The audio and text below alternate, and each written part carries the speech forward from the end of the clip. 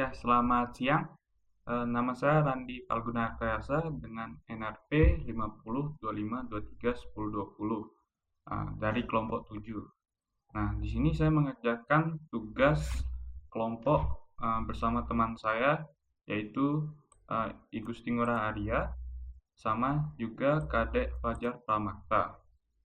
Nah, di sini saya akan menjelaskan tugas pertemuan 6 mengenai prototipe dan metodologi aplikasi Tech Support System yang kami buat. Nah, untuk memulainya, itu kami pertama-tama mencari papernya dulu yang berhubungan dengan aplikasi yang kita buat. Paper yang kami dapatkan di sini yaitu berjudul Monitoring Application Complaints of Internet Service Provider Interface Using Waterfall Method. Nah, ini merupakan judul papernya. Jadi di sini aplikasi yang dibuat pada paper tersebut ialah application complaints yang berbasis website. Bisa dilihat di sini sumbernya.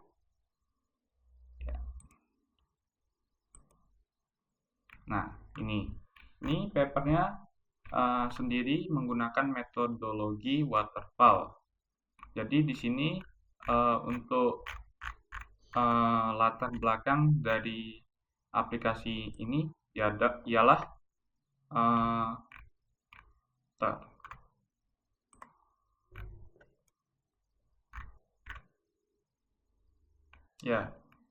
latar belakang dari pembuatan aplikasi complaints pada paper tersebut ialah untuk mengefisienkan jalannya komplain dari user kepada staff dalam hal distribusi trouble tickets melalui Telegram. Nah, sebelumnya pada permasalahan yang ada di paper ini ialah mereka masih menggunakan sistem yang manual untuk mendistribusi tiket complaints dari user. Nah, di sini mereka membuat sebuah aplikasi yang berbasis website, di mana website tersebut dapat diisikan komplain dari user dan juga mengautomasi dari persebaran tiket trouble-nya. Nah, di sini mereka menggunakan metode waterfall. Nah, pertama yang analisisnya ialah analisis sistem yang dibutuhkan tentunya, kemudian desain websitenya, kemudian di sini sistem developmentnya, mereka menggunakan PHP, habis itu dan juga MySQL sebagai database-nya. Nah, kemudian testing tentunya, di sini testing bagaimana aplikasinya akan dites untuk apakah aplikasi tersebut memenuhi requirement dari analisis yang telah dilakukan.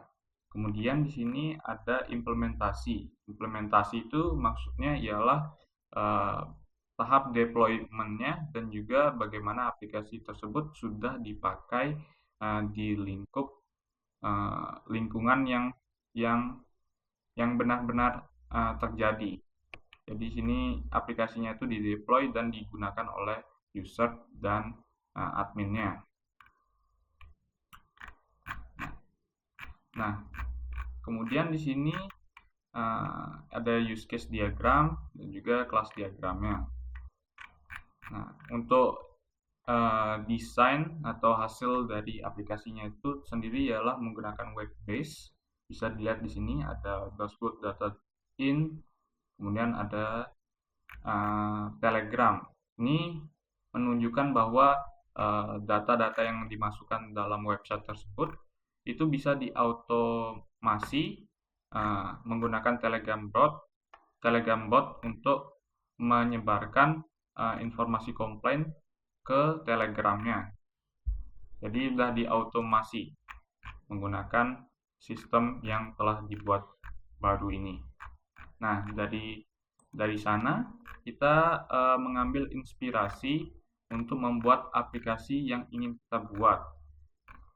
Nah, di sini kita mendefinisikan requirement model desain pada aplikasinya.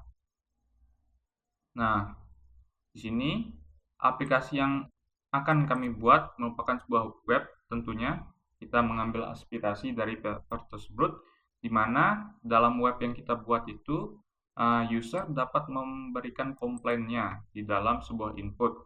Nah, nantinya sistem yang kita buat itu merupakan sistem chatbot yang akan menjawab pertanyaan-pertanyaan yang diberikan oleh user tadi.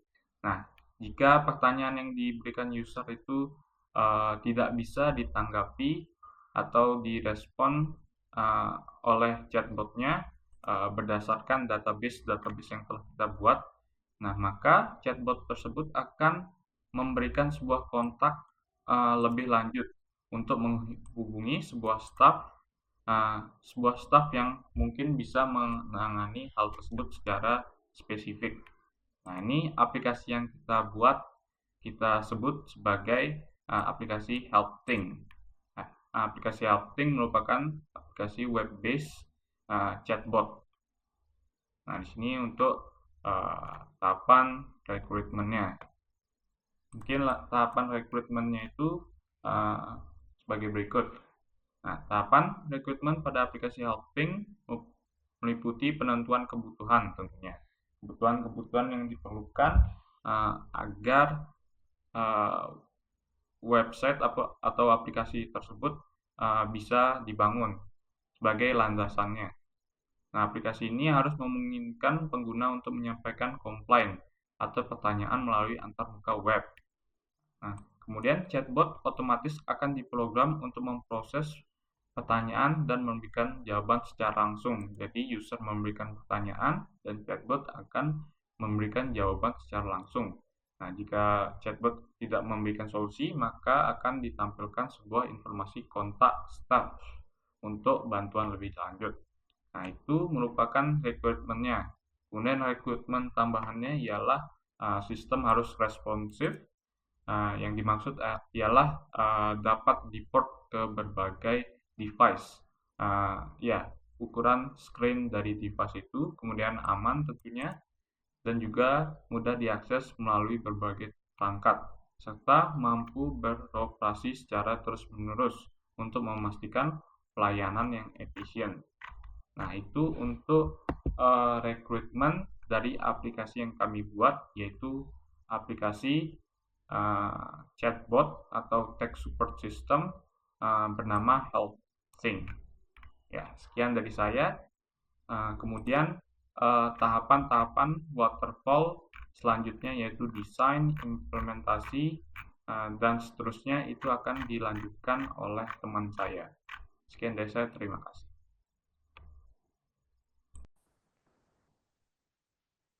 Perkenalkan, nama saya Gusti Nur Harya Sudewa, NRP 50252311030 dari kelompok 7.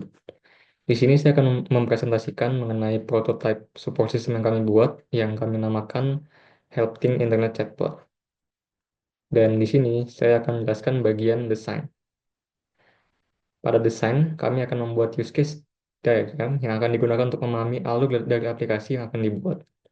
Jadi kurang lebih, user itu akan menanyakan sebuah pertanyaan kepada chatbotnya, dan jika chatbotnya ini menemukan jawaban yang cocok dengan pertanyaannya, maka eh, chatbotnya akan mengirim jawaban dari dataset.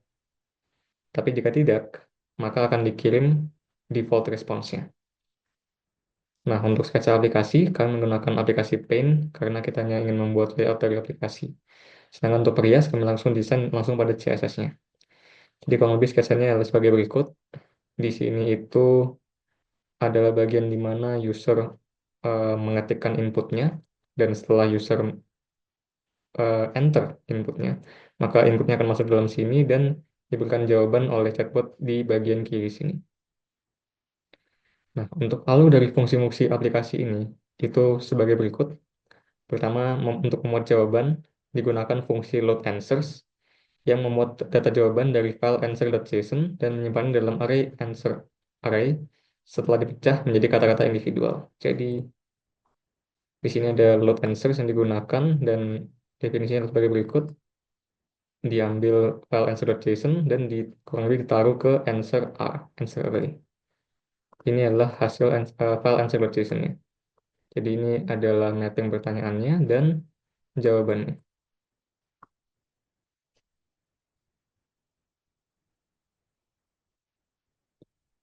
Ini kan untuk fungsi ask, ini untuk mengaktifkan input field, mengosongkan nilai input, dan menambahkan placeholder waiting for answers.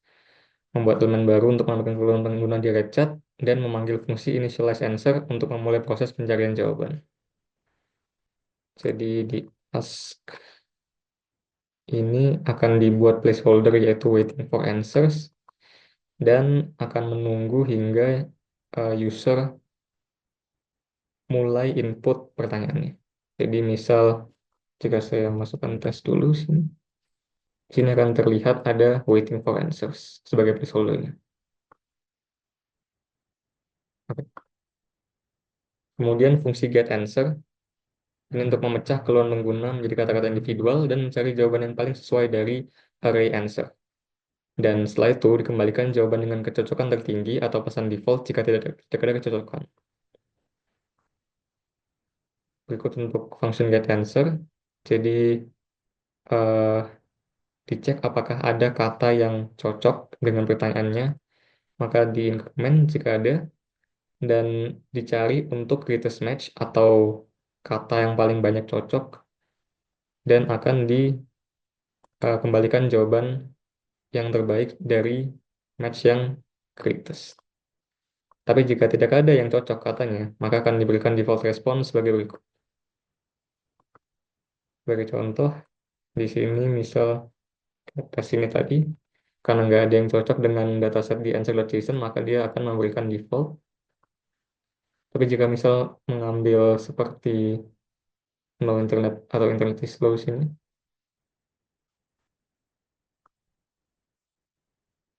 maka outputnya akan sesuai dengan yang answer.json.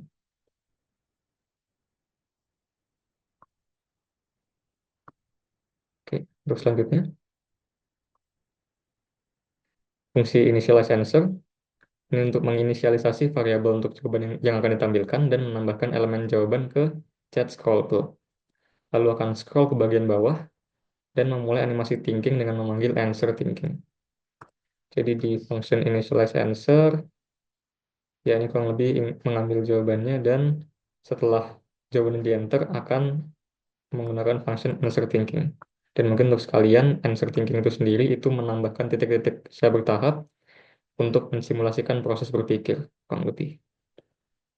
Dan jika titik-titik telah ditambahkan, maka answer update akan dipanggil untuk menampilkan jawaban. Jadi misal seperti tadi, jika diinputkan suatu pertanyaan akan ada 3 titik di sini. Dan setelah 3 titik muncul, baru di-outputkan jawabannya.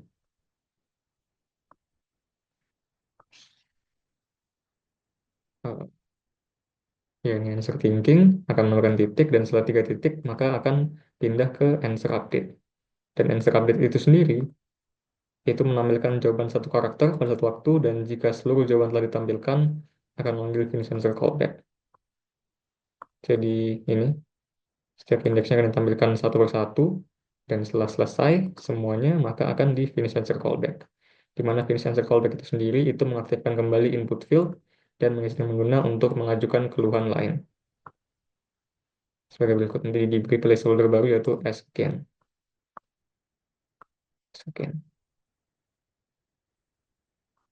Ya, kurang lebih itu untuk desain dari support system kami. Mohon maaf jika ada salah kata. Sekian dari saya. Terima kasih.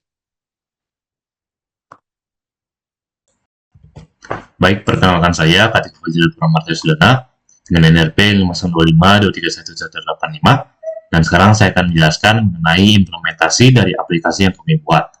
Nah, jadi penjelasan itu pada pembuatan aplikasi kami ini seperti yang tertulis pada tugas sebelumnya pada pertemuan 5, kami menggunakan stack vanilla, HTML, CSS, dan JavaScript. Nah, hal ini karena skop aplikasi kami yang tidak terlalu rumit juga, jadi kami memilih dengan menggunakan stack itu sesuai dengan desain juga. Nah, jadi kita langsung saja dengan implementasinya itu dengan yang pertama itu yang pasti adalah ngodingnya. Jadi yang ngoding HTML itu simpelnya itu di sini cuma ada kontainer untuk kita jalanin aplikasi kita, yang dimana nanti akan kita gunakan untuk mendapatkan input dan lain-lainnya. Ini juga ada link sebuah script dengan namanya script.js. Nah, pada link script.js ini, simpelnya itu, dan yang paling penting itu adalah pada fungsi answers. Padahal fungsi load answers ini kita cuma load aja answers.json. Answers.json itu merupakan jawaban-jawaban yang nanti kita gunakan oleh chatbot untuk mendapatkan jawaban dari pertanyaan user. Nah, jadi kita fetchkan saja answers.json-nya dan juga kita taruh ke answer array-nya. Nah, habis itu untuk mendapatkan jawabannya, nanti chatbot atau script ini akan dia melakukan splitting pada stringnya, pada string pertanyaannya. Habis itu dia akan mengecek pada setiap answer array-nya. Dia akan mengecek pada setiap token, pada setiap noun ini, pada setiap answers pada setiap jawaban pada answers.json ini. Nanti dia akan mengecek satu persatu dan dia akan mendapatkan matching yang paling besar. Nah, jadi contohnya ini, kalau misalnya dia tuh stringnya itu sama atau katanya itu sama pada sebuah kata di dalam answers.json ini, dia akan nambahin current match-nya dengan tambah 1. Kalau misalnya current match itu lebih baik daripada greatest match yang sekarang, kita akan set greatest match yang sekarang itu adalah current match, dan juga kita akan choose untuk answer array-nya. Nah, kalau misalnya greatest match itu nggak ada yang matching sama sekali, kita akan return, sorry I cannot assist you with your problem, please contact support email kppl@kelompok7.com. Nah, kalau nggak ya kita return aja greatest choose-nya. Setelah implementasi itu ada pengujian. Jadi dalam pengujian itu kita menggunakan manual testing. Nah, testingnya itu adalah pastikan jawaban bisa didapatkan setelah menginput pertanyaannya. Pastikan mapping bisa berjalan juga jika pertanyaan casing sensitif. Pastikan jawaban default response bisa didapatkan jika pertanyaan tidak berada pada database. Pastikan jika display telah melebihi frame, user bisa scroll juga untuk melihat pertanyaan dan jawaban sebelum-sebelumnya. Setelah itu adalah deployment. Pada deployment itu kami menggunakan Vercel. Dengan caranya kami menggunakan Vercel, kita taruh link repository kita. Nah, jadi pada repository itu sudah tertera pada link di sini, ada GitHub-nya. Jadi untuk semua objek-objek dari website kami itu ada pada repository ini. Setelah itu kami akan mendeploy-nya dengan menggunakan Vercel, caranya itu dengan repository, dan cara itu dengan menggunakan tambah atau dan sebagainya. Nah, jadi kan di sini kami sudah melakukan deployment. Jadi caranya itu cara mengecek itu cuma kita pergi saja ke link ini, atau mungkin saya sudah membuat sebuah link yang nanti kita bisa copy saja langsung. Contohnya ini deh. Ini ada HTTPS University Assignment Hosting KPL Hosting. Nah, jadi untuk hostingnya akan menjadi seperti ini. Saya akan jelaskan lagi satu juga. Ada maintenance. Jadi pada bagian maintenance ini kami akan dilakukan perbaikan bug dan penambahan fitur jika ada perlu ditambahkan juga.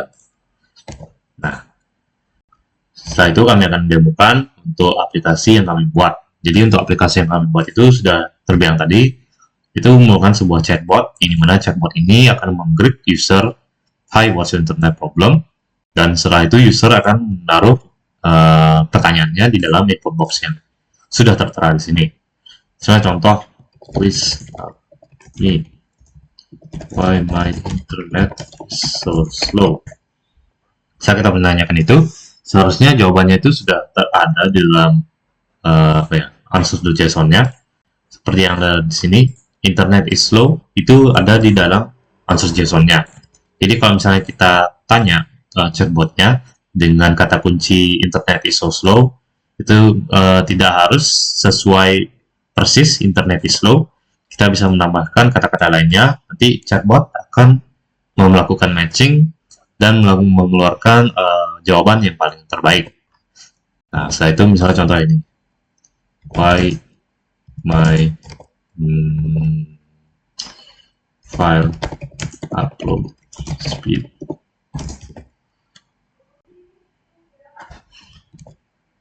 is very slow. Misalnya ini, why my file upload speed is very slow. Nah, slow upload speeds can be due to network congestion. Please try restarting your router, dan seterusnya. Misalnya contohnya ini deh, lagi. When I'm playing game, why do I often frequent lah. Kita sesuaikan saja. Frequent on disconnect. connections. Nah, ini misalnya. We're sorry for the trouble. This could be due to network congestion. Nah, sesuai juga dengan jawaban pada answer JSON-nya. Nah, misalnya kita cek lagi. Sorry,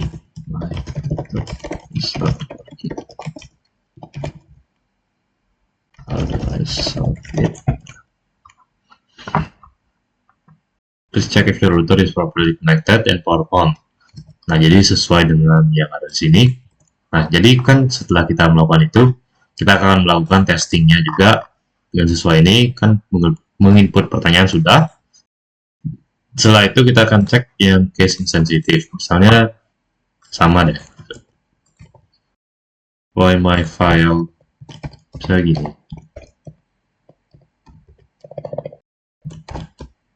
Kita tambahkan sebuah kata-kata yang membingungkan dikit. Nah, seharusnya mau juga karena kita sudah mengisi checkingnya juga. Setelah itu kita akan melakukan testing lain juga. Habis itu kita pastikan default response-nya ada. Misalnya please help me deh. Kan nggak ada, ini kan nggak ada matchingnya ya. Jadi dia akan melakukan mengeluarkan default response itu. Sorry, I cannot assist with your problem. Please contact support emailnya. Setelah itu juga kan ada yang paling terakhir, pastikan jika display telah melebihi frame. Jadi maksudnya itu ini sudah melebihi yang ada di kontainer kita. Pastikan itu dia tuh user bisa melakukan scroll untuk menemukan jawaban sebelumnya. Jadi ini sudah sukses juga. Jadi kita bisa lihat ini ada beberapa pertanyaan dan jawabannya juga.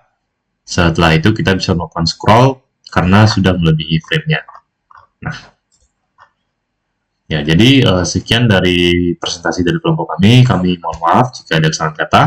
Kami tutup dengan terima kasih.